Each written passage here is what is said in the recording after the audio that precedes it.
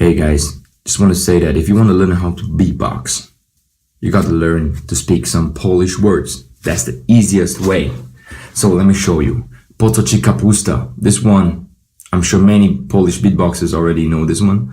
Po co ci kapusta? It means why you need cabbage. And another one is biszkopty. It means biscuits. And then there's another one, pieprz. It means pepper. And papa, it means bye.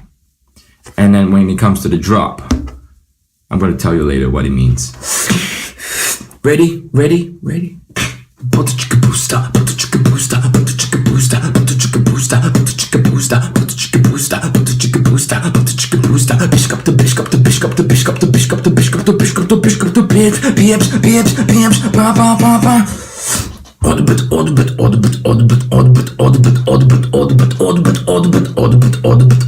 Odbyt. So this is how you do it. And odbyt means anus.